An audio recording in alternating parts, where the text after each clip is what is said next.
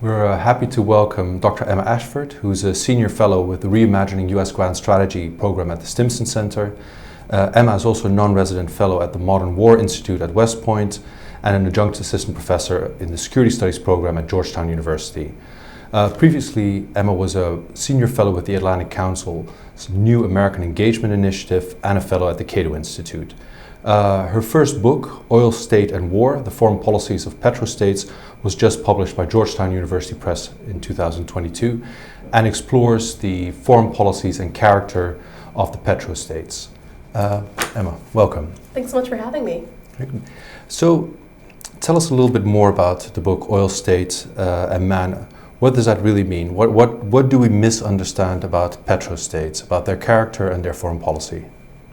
So, I wrote the book, quite some time ago, actually, before the current war in Ukraine, before the current energy crisis. But I think a lot of the things that I talk about in the book really have held up into 2022. We have seen petrostates, states like Russia or Saudi Arabia, continue to hold a remarkable amount of power in the international system.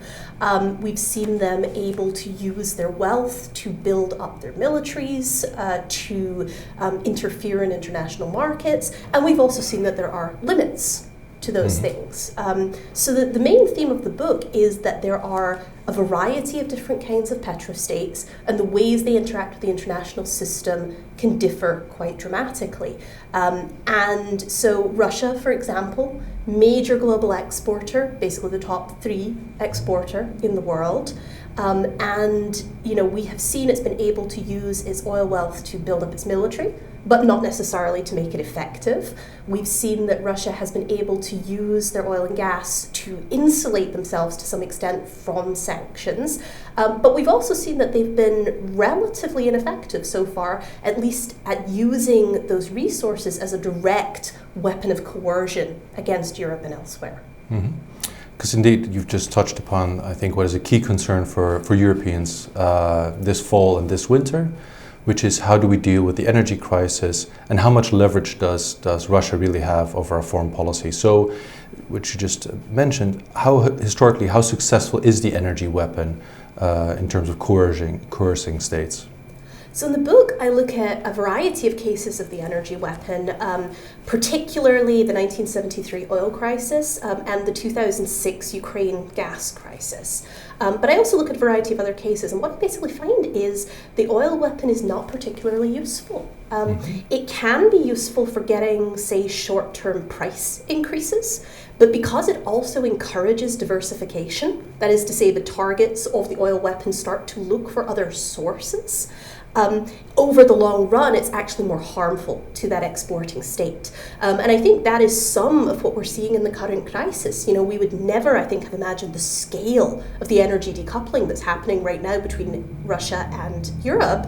But it's notable, I think, that under the threat of the war in Ukraine, under the potential threat that Russia might use this oil as a direct weapon of coercion, European states have basically chosen to cut themselves off from that energy and to make this costly transition away for their own security. So Russia's coercion power with that energy weapon is going to just decrease dramatically in the coming years.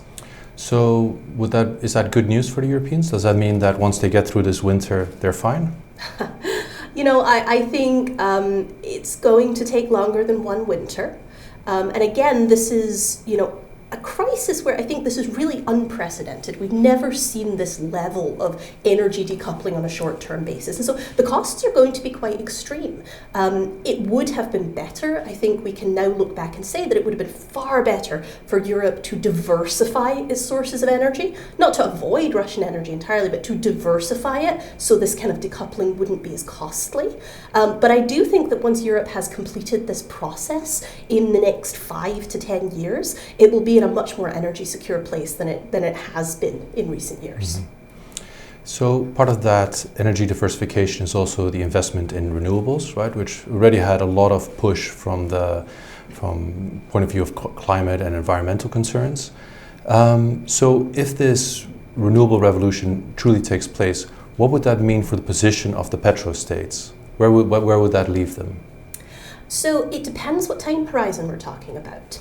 So if we're talking about over the next decade or two, again, what I think the current crisis has shown, that this year has shown, is that petrostates are actually in a surprisingly strong position, because as the world transitions to more green or renewable sources of energy, there's a lot of dislocation and a lot of supply shortfalls, and it's very hard to make that transition. So states like Saudi Arabia or Russia are actually in quite a good position now in terms of they're getting increased profits. Western manufacturers aren't as willing to invest in new extraction, so they're in this good position. But if you start to look out 20, 30, 40 years, you're going to find that for most petrostates, the green transition is going to dry up their source of income. And even for states like Saudi Arabia or Russia, who are liable to keep producing so that they can serve the needs of countries that haven't successfully transitioned yet, mostly poor developing states,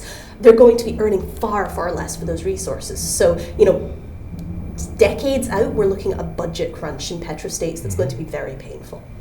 What do you think that will mean for their foreign policy?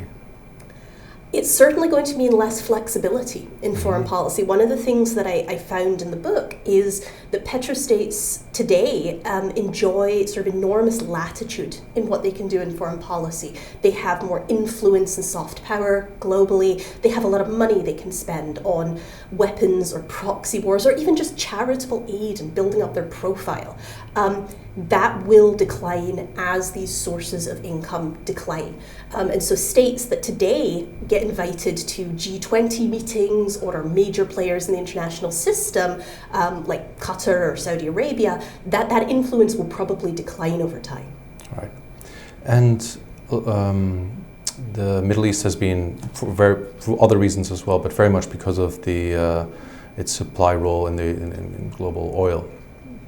The Middle East has been a key concern for U.S. grand strategy, and even though the U.S. in the last 20 years has tried to focus its energy primarily on Asia and China, the Middle East keeps dragging U.S. back diplomatically, militarily.